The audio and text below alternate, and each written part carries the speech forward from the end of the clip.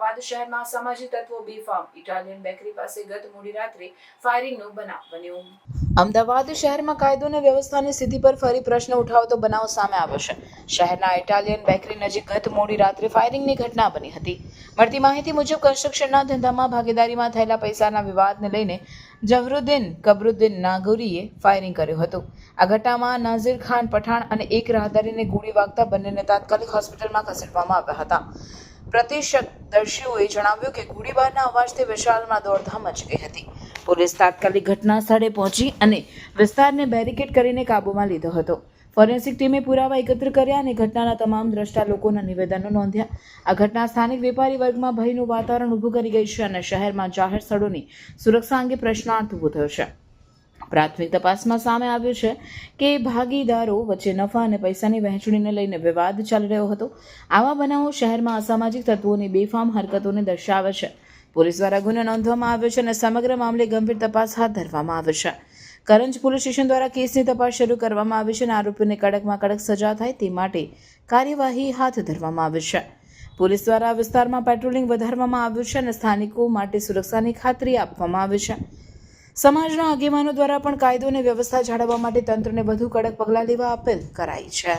ફાયરિંગનો બનાવ બન્યો જેમાં ફાયરિંગ કરનાર ઝહીરુદ્દીન નાગોરી અને એમની સાથે એમના કન્સ્ટ્રક્શનના જે પાર્ટનર છે નાસિર પઠાણ એમની સાથે મૂળ પૈસાની લેતી દેતી બાબતનો જે ઝઘડો હતો એ વખતે ઝહીરુદ્દીન જ્યારે એમના એક્ટિવા લઈને અહીંયા આવતા હતા ત્યારે ઇટાલિયન બેકરી પાસે આ જે નાસિર છે તેઓ અને એમની સાથે પૈસાની લેતી દેતી બાબતે વાતચીત થયેલી અને વાતચીતનું ઉગ્ર સ્વરૂપ આવતા જે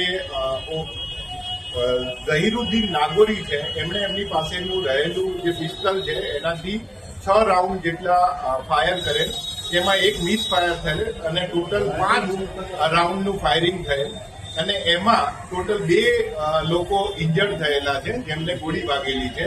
એમાં ગોળી જેને વાગી છે એ નાસિર પઠાણ અને ઉજેબ ઉર્ફે ચાવલ જેને ગોળી વાગેલી છે। હાલ તેઓ હોસ્પિટલાઇઝ છે।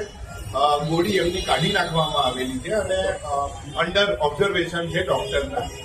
આરોપી જે છે તે પણ અત્યારે હાલ હોસ્પિટલમાં છે અને પોલીસના અંડર ઓબ્ઝર્વેશન રહેલા।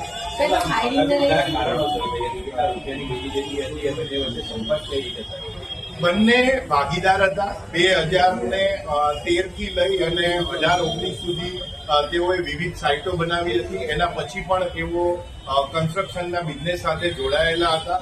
કુલ 4 જેટલી કન્સ્ટ્રક્શનની સાઇટ બનાવેલી એ અંગે તેઓને પૈસાની લેતી દેતી બાબતની એમની અંદર માથાકૂટ ચાલતી હતી।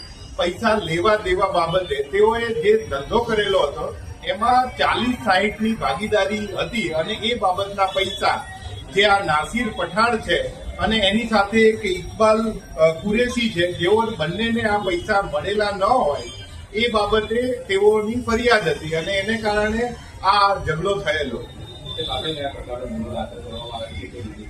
હાલ અમે કારંજ પોલીસ સ્ટેશન ખાતે ફાયરિંગ થવા માટે 307 જૂની આઈપીસીની 307 આર્મ્સ એક્ટનો ગુનો દાખલ કરી અને જાહેરનામા ભંગનો ગુનો દાખલ કરીને કાયદેસરની કાર્યવાહી કરી।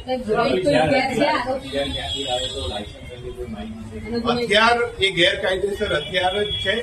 એ હજી જ્યારે આરોપીની વિવિધ પૂછપરછ કરવામાં આવશે ત્યારે એ બાબતનો ખુલાસો થઈ શકે અને આપે જે પૂછ્યું કે હથિયાર ક્યાંથી લાવેલા એ આરોપીની પૂછપરછ પછી જ અમે જાણી શકીએ। હાલ તપાસ ચાલુ। ના, આરોપીનો હાલ અત્યારે ગુનાહિત ઇતિહાસ જાણવા મળેલ છે।